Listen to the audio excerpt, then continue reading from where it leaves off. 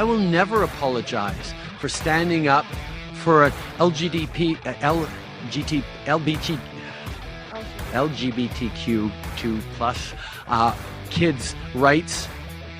Kids, it's the kids again. That's that Canadian fella, Justin Trudeau. He stepped all over his LGBTQIA plus. In his defense, it does keep changing, doesn't it? He will never apologize for standing by the whatever the abbreviation is today. And we were talking about this a little bit yesterday. Let's look at LGBT, all right? Forget about Q, questioning, queer, whatever. LGBT. L is for lesbian, right? G is for gay. But if you're a lesbian, you're gay, aren't you? Because gay isn't just for men. It's for, anyone who's homosexual. That's what gay is, right? Have sex with people who are the same sex that you are, then you're gay. So if you're a lesbian, you're gay. So LG right out of the gate is redundant and repetitive and unnecessarily duplicative. And then B, that's bisexual. Well, I think that we can probably agree that if you're bisexual, you're gay, right? Because that's, you're not entirely heterosexual, so you're gay. But, it's a little more complicated, I guess, so you can go with B if you'd like. But LGB, I think, G covers all that, doesn't it? Sure, of course, if you're L, you're G. I think if you're B, you're G. But then if you're T, that's a different thing altogether. So really it should be LGB, and then, T should form their own organizations and leave the L's and the G's and the B's alone, because that's a different proposition altogether. That's what the Democrat Party has done. What was I heard another abbreviation on the radio yesterday that was like, PBRFC. It was unbelievable. They're getting so long. LBFM, PBRFC. And I'm like, well, what is that exactly? And it's just going on and on. Well, it wasn't that one, but it was a different one. These new abbreviations and acronyms, they're everywhere. All right, now, let's get yesterday I shared with you a story out of Glendale, California, where teachers had gathered for a school board meeting, and parents showed up. And it turns out it was largely an Armenian parents group, because there's a big Armenian community in Glendale, California, Los Angeles Metroplex. And Latino family groups got together because they were teaching sexual deviancy to the children, little children. And when the parents showed up outside the school board meeting, they had crazy people inside, and a bunch of lefties showed up and violently attacked the Armenian parents and the Latino parents. And the police came in swinging big billy clubs, which is an Irish slur, and they arrested 3 people. And it turns out there were a bunch of Antifa in the crowd, left-wing, brown shirts, attacking the nice family members, the parents who want to protect their children. But the left sent in some of their criminals, some of their terrorist goon squads, to attack the nice parents. And then the police had to come in and break it up, and they arrested people, and there are charges and injuries and all kinds of madness, right? And in fact, one of the people, Michael, we have the audio of that crazy woman that was speaking at that, because this crazy woman, it turns out she is a teacher. What's her name again? I'm in Chicago today for our big event tonight, our WLS event. But what's the crazy lady's name? She's a teacher speaking at the school board meeting, and she revealed everything you need to know about her politics and the politics of the people that are making these decisions. I'm not just here in support of our LGBTQ youth. It's all connected. I'm in support of critical race theory and diversity, inclusion, equity training. Your kids aren't even learning what they need to learn in this, that 1 in 2 will attempt suicide, and 95% know that they are trans when they are 3, 4, and 5 years old. It's Adina when they're 3, 4, and 5 years old. But then she talked about her love of, various political worldviews as well.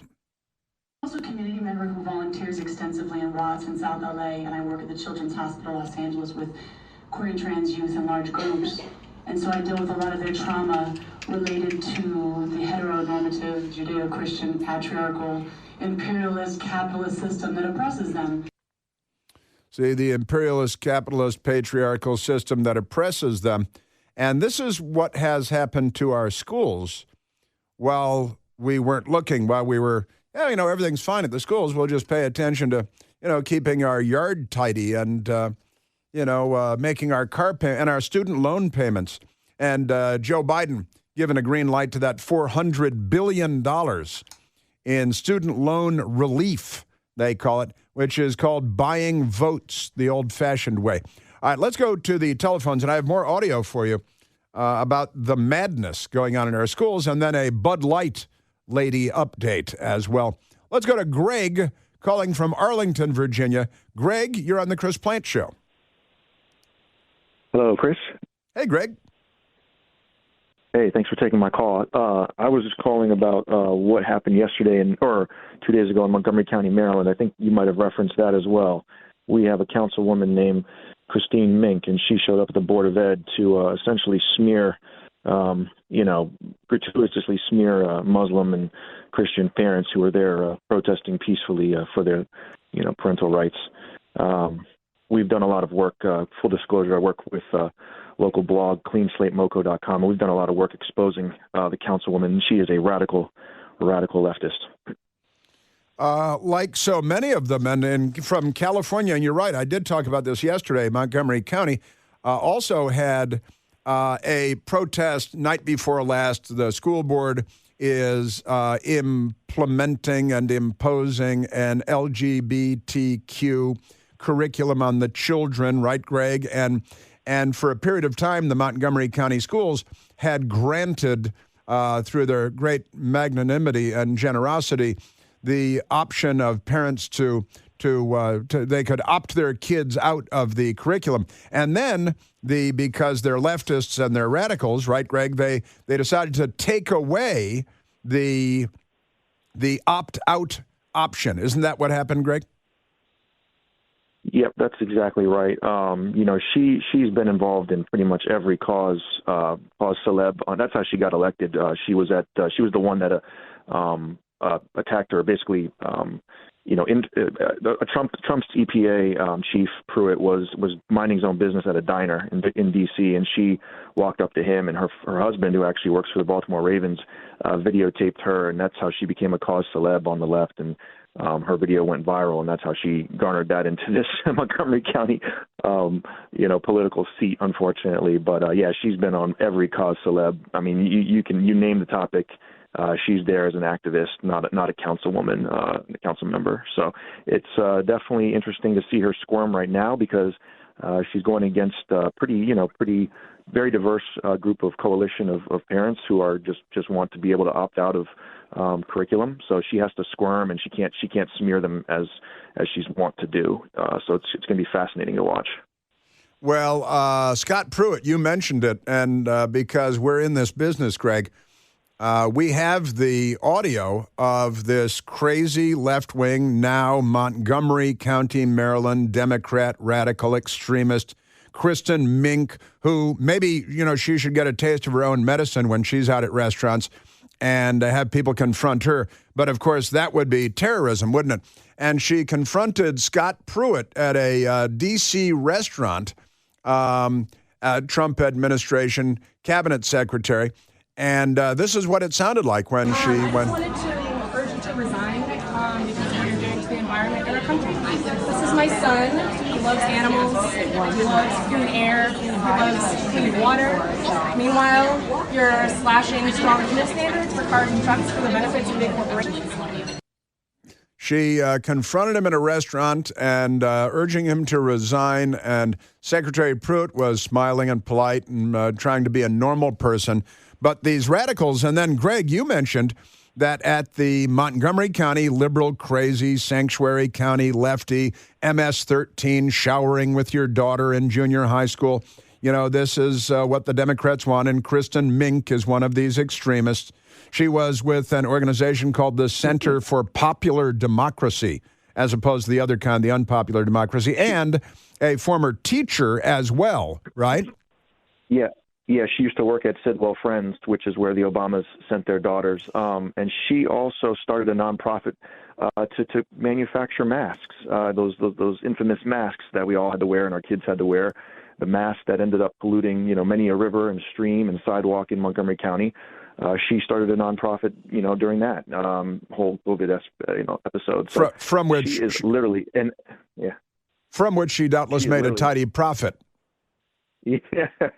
Yeah, she is literally in every single cause celeb on the left. Now let me get Greg. Let me get to what she said, because we came in with audio of her today, and we saw you on the big board. And I said, "Well, listen, we have audio of Kristen Mink today, Montgomery County Democrat radical extremist council member elected by nutcases." Now, again, the family groups in this case, I mentioned the Armenians and the Latino families in Glendale, California. And at the same time, in Montgomery County, Maryland, all the way across the country, we're going from the Pacific Ocean to the Atlantic Ocean. And the families protesting are, first, there is a Muslim family group, and I'm entirely in support of the Muslim family group and what they're doing there. And the Muslim family group has gotten together with a Christian family group, which are all the parents are insisting, listen, these are our children. We would like to raise our children and not have them indoctrinated into your twisted, sexually deviant lifestyle in the first grade, if you don't mind very much. And it's funny because Michael Piercy and I were talking about this yesterday and said, well, listen, this is going to be hard for liberals. I was talking about it at Newsmax last night as well. It's going to be hard for liberals to attack the Muslim groups because they can call the Christian groups extremists for not wanting their children indoctrinated into transgenderism in first grade. But they can't call the Muslim groups extremists because liberals can't call Muslims extremists because of all the terrorism and everything. And, it would be racist. They think Islam is a race as well. So here's Kristen Mink at the Montgomery County School Board meeting. This issue has unfortunately it does put some, not all of course, some Muslim families on the same side of an issue as white supremacists and outright bigots, and there are, however, the folks who I've talked to here today, I would not put in the same category as those folks, although it's again complicated because they're falling on the same side of this particular issue. Squirm. You heard her squirming there, Greg? She's squirming like a toad. Her brain is squirming like a toad. Some, not all, of these Muslim families are on the same side as white supremacists. So, they've got white supremacists that are Hispanics. When Hispanics and Latinos kill people, the Democrats try to label them as white supremacists. Now they've got Muslim immigrant families from the Middle East that they're calling white supremacists because they have a political disagreement, and it's a sexual political disagreement involving the children. Some, not all, she says, some, not all, and they're on the same side. Yeah, Michael and I were talking about it yesterday, and it's like they've got their cootie shot. The protesters outside the school board meeting got their cootie shot because it's being led by Muslim families, and the left can't be critical of Muslims or Muslim families. And then what she does, Kristen Mink, she says, well, you're on the side of white supremacists. So that's that. Isn't that amazing? Greg, thank you for bringing it to our attention. And I've got more because I want to play for you a soundbite from Azra Nomani, a wonderful Muslim woman, a great American, an immigrant to the United States, and she knows exactly what's going on with these crazy people as well. And she was there in Montgomery County night before last. I've got her coming up. And then the Bud Light lady and the update on her. Is she the biggest thief in the history of business? That's coming up. Did you know, thank you, Greg. Did you know that you can purify the air in your home and get healthy, clean, fresh-smelling air, eliminate odors, kill mold, mildew, bacteria, and viruses? The Eden Pure Thunderstorm Air Purifier uses Oxy technology. People should get them in New York right now and D.C. That naturally sends out O3 molecules into the air. O3 molecules seek out odors and air pollutants in your home and destroys them. You see, the molecules seek them out and they destroy them. It doesn't mask or cover up bad odors like a spray can. It eliminates them. It's called the Thunderstorm because it purifies the air in your home and provides you with pure, clean, fresh air just like after a thunderstorm. Right now, you can save $200 American on an Eden Pure Thunderstorm 3-pack. That'll give you whole home protection. You're going to get 3 units for under $200, too. That's a fraction of the cost compared with other air purifiers that can go for more than $600 each. You can put one in your basement, your bedroom. Listen, you can hold it in your hand. It's the size of a can of corn. It's not a big piece of furniture. And honestly, anywhere you put it, you're going to get clean, fresh air. You like clean, fresh air, don't you? With this special offer, you're getting 3 units for under $200. Just go to EdenPureDeals.com. Put in the discount code Chris, that's me, to save $200. That's EdenPureDeals.com. The discount code is Chris, and shipping is free. Yeah, Azra Nomani, just wonderful, warning us about what's going on, and she sums it up perfectly. And then that Bud Light lady who's still collecting her paycheck. I've got something for you on her.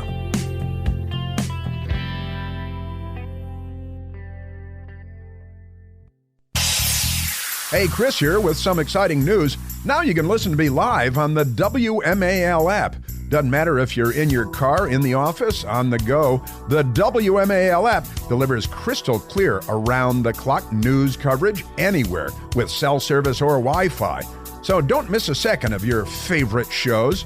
Download the WMAL app today on the Apple App Store or at Google Play Store.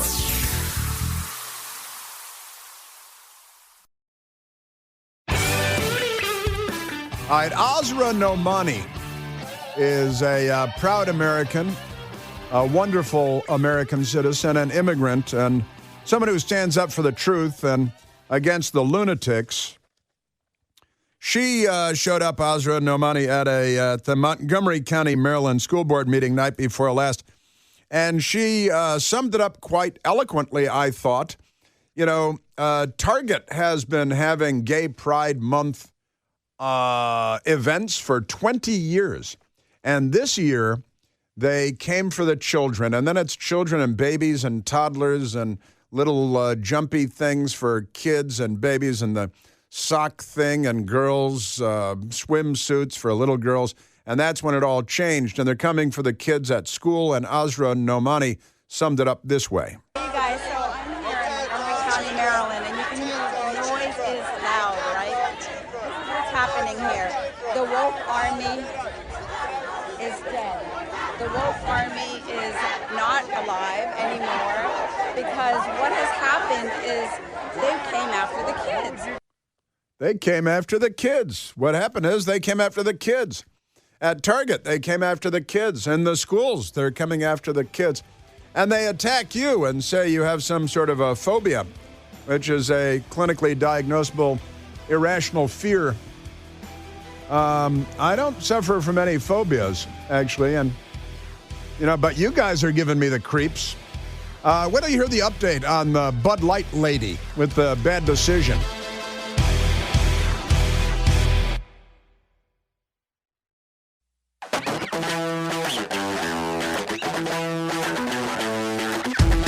This month, I celebrated my day 365 of womanhood, and Bud Light sent me possibly the best gift ever, a can with my face on it. Ah, yes. Normally, of course, it's his face with a can on it. That is, of course, the, female impersonator, TikTok person, right? Who became the face of Bud Light, Dylan Mulvaney. The Washington Post referred to Dylan Mulvaney the other day as an actress with a straight face. They said, actress Dylan Mulvaney. That's what they said. Well, Dylan Mulvaney was, doing this TikTok stuff, and I guess a couple of people paying attention to Dylan Mulvaney.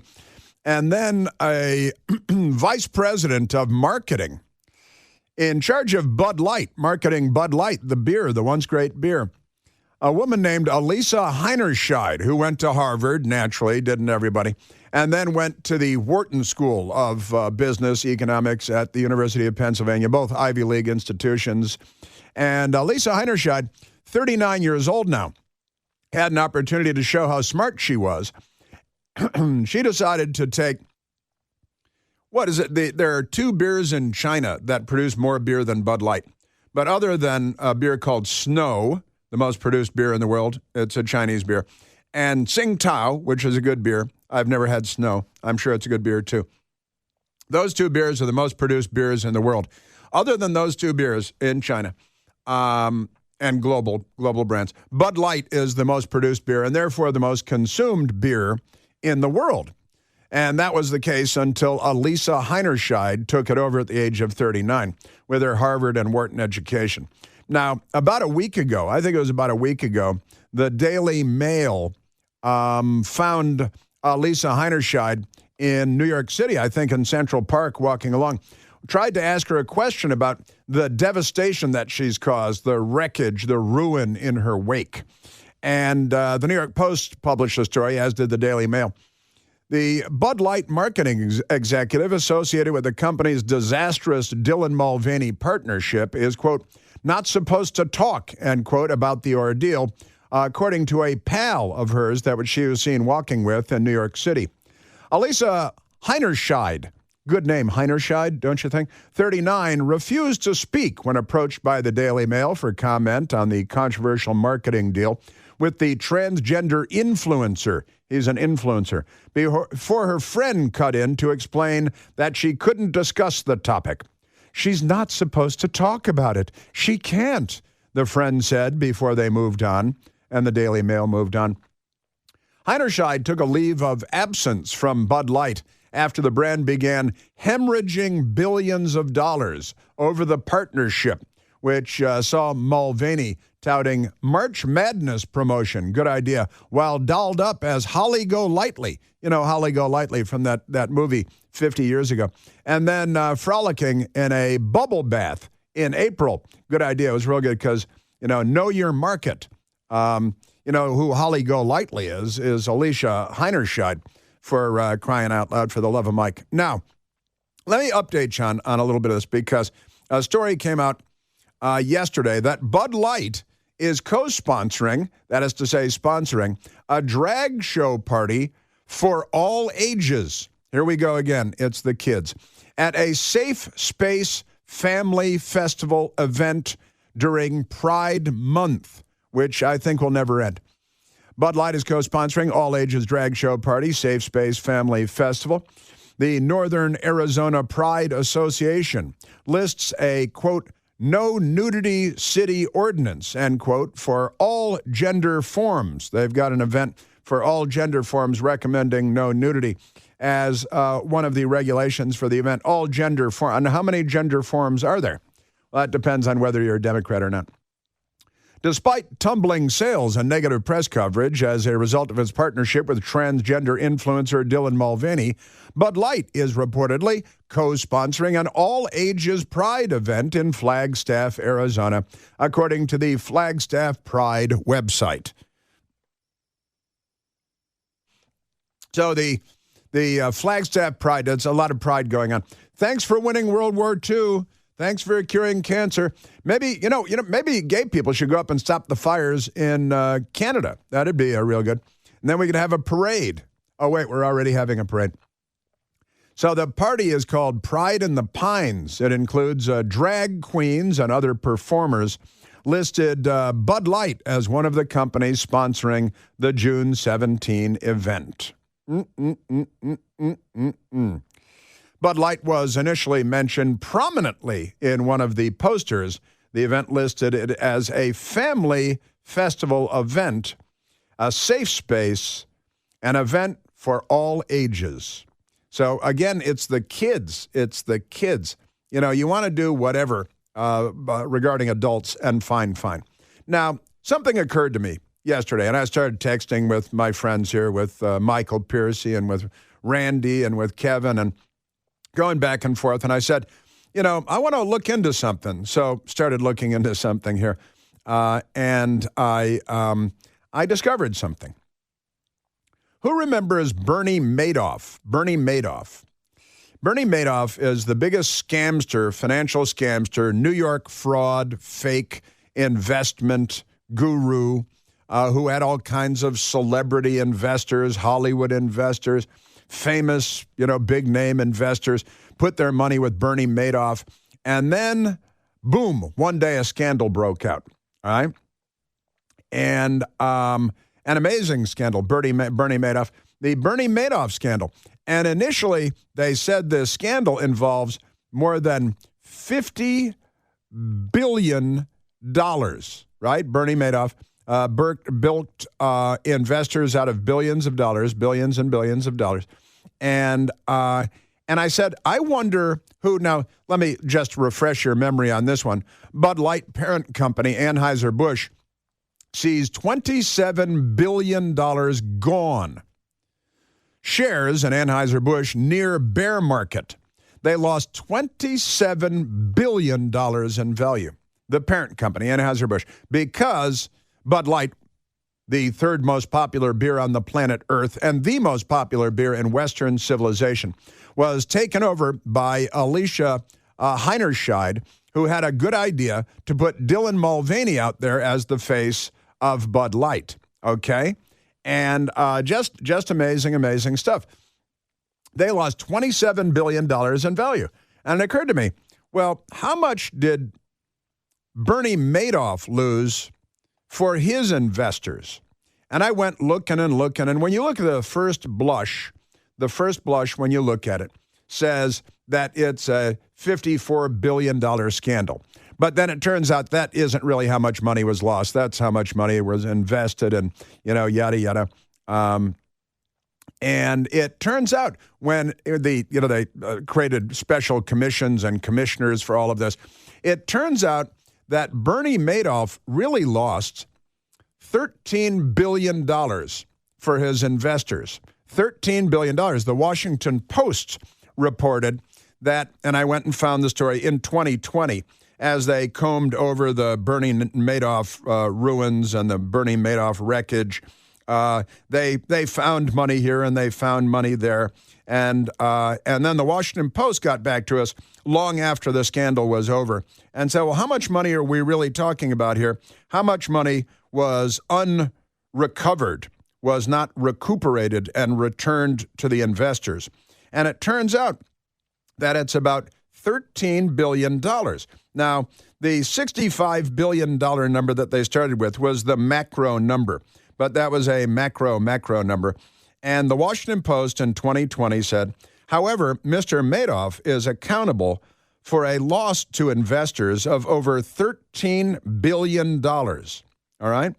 And that says, that the Bud Light lady has, Alicia Heinerscheid, has lost one company. Now, that was spread out over more than 1,000 people. $13 billion that they lost, accountable for a loss to investors. Now, Alicia Heinerscheid lost more than twice that much, $27 billion for one company, Anheuser-Busch, because of her bad decision-making.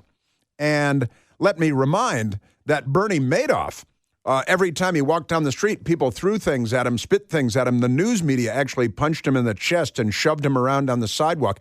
He was arrested and thrown in jail. He was sentenced to 150 years in prison, and he died in a government-run prison hospital several years ago.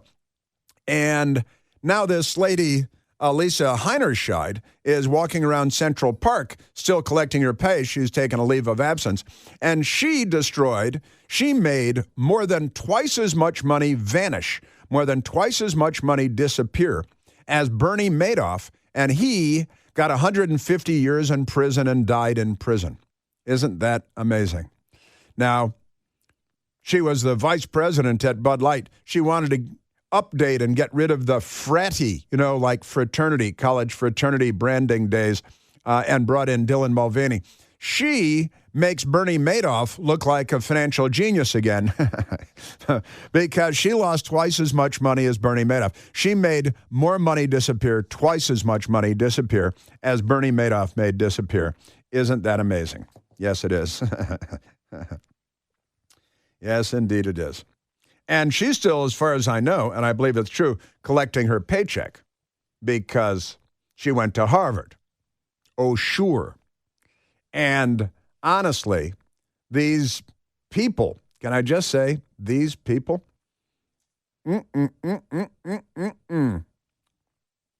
She's worse than Bernie Madoff. Twice as bad as Bernie Madoff. Absolutely amazing what she has been able to do to Bud Light. And how could anybody ruin Bud Light? I mean, if you wanted to, but she did. So twice as bad as Bernie Madoff, and Bernie Madoff died in prison. She will be hired by another company. Harvard will celebrate her. The Wharton School will celebrate her. $27 billion lost for Alisa Heinerscheid, $13 billion lost for Bernie Madoff. Bernie Madoff dies in prison. Alisa Heinerscheid is toasted at liberal parties. Thank you very much. Did you know that yesterday in Canada was their annual Clean Air Day? Actually, this is true. Yesterday was Clean Air Day in Canada. They have it once a year, and Clean Air Day. Well, they're destroying the world. It's like the apocalypse. Also, this is kind of fun. The temperature dropped 6 degrees in New York City yesterday because the smoke is blocking the sun. So it cooled the earth by 6 degrees, at least in New York. And, if you had a giant volcanic eruption like Mount St. Helens that put hundreds of billions of tons of debris into the air, that would block the sun to the point where it would cool the planet. And what Canada is doing, because they stopped grooming their forests but still groom their children, they got these dozens of scores of forest fires that are smoking out major cities all over the northeastern United States and beyond. And they're cooling New York. It's cooler in New York. The temperature dropped 6 degrees because of it. All right, we've got, I got the story from Just the News. FBI caves. The FBI caves will let Comer's full committee see the Biden bribery document. A day late, dollar short. And it will be heavily redacted, blacked out because you know how the Democrats are. And obviously, Christopher Wray is a corrupt person and a Democrat Party activist. That's plain for all to see. All right, let's go to Joel calling from Chicago, Illinois, listening on the great WLS, and I'm broadcasting from the WLS studios today. Joel, you're on the Chris Plant Show. Joel. This is Joel. Hello, hey. Joel. Hey, Chris. How are you? I'm great, thank you. Hey, I just wanted to bring up Governor Newsom in California, and I just like to say, with all the, if you just get God forbid, you get a match and some lighter fluid next to his hair, those fires could wind up being worse than the ones the Canadians have caused in the Northeast. You should never light a match near Al Sharpton's hair either. That's correct. Yeah, Al Sharpton and Gavin Newsom. Yep. Right. Speaking of Governor Newsom, the reason for my call is that I don't know if you've seen this, but he wants to propose a 20th Amendment to the Constitution whereby people would not have any kind of access to guns, including law-abiding gun owners. And, like you always say, the problem is not the guns, it's your sons. Yeah, that's right. The problem is not our guns, it's your sons. Yeah, and he wants to amend the Constitution to ban what he calls assault rifles, which he couldn't define to save his life, and to prevent, you'd have to be 21 years old instead of 18 years old to purchase a firearm, and I believe to own a firearm. Yeah, they're coming for your guns. They're coming for the Second Amendment. They're coming for the First Amendment. They're coming for the Bill of Rights. And they're coming for your children. Just saying. So who's a bigger Ponzi schemer? Who's a bigger disaster for capitalism? Alisa Heinerscheid or Bernie Madoff? Well, now we know the answer. I totally understand what you're saying about stupidity.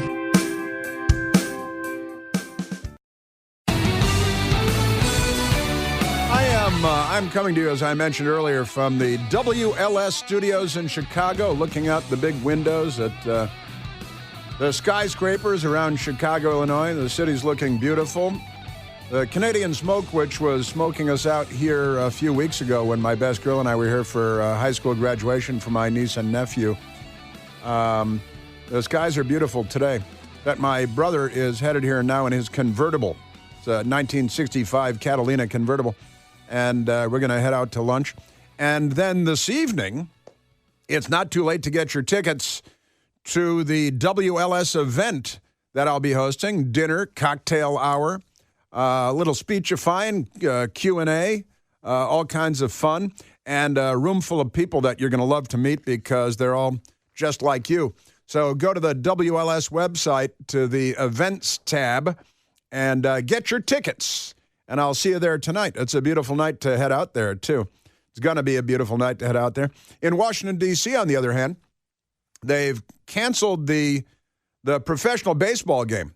It's Pride Month. How could they cancel their game? They had Nancy Pelosi roll out the first pitch the other night, and she was wearing rainbow sweatbands around her wrists and stuff. They've canceled the Nationals game. The Washington Nationals baseball game tonight has been canceled because of the smoke out of Canada. For how long will we tolerate this kind of treatment from Canada? Yet they're actually talking about canceling the hockey game, which is played indoors, as you might imagine. The Capitals game, talking about canceling that as well. But they have canceled the Washington Nationals game for tonight because of Canada, because Canada has done this. And keep your eyes peeled if you're in New York for Lisa Heinerscheid, because she's destroying wealth wherever she goes.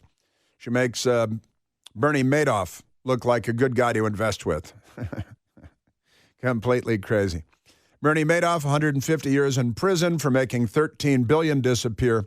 Lisa Heinerscheid, walking through Central Park, made $27 billion disappear, more than twice as much money. Also, apparently, the Republicans in the House of Representatives that today, Thursday, they were supposed to be taking up the matter of holding FBI Director Christopher Wray in contempt of Congress. Now he said he will deign to allow access to the Joe Biden corruption document, the pay-to-play document, the $5 million bribery document. He will allow all the members of the House Oversight Committee to look at the document, probably in a secret location and in a heavily redacted form.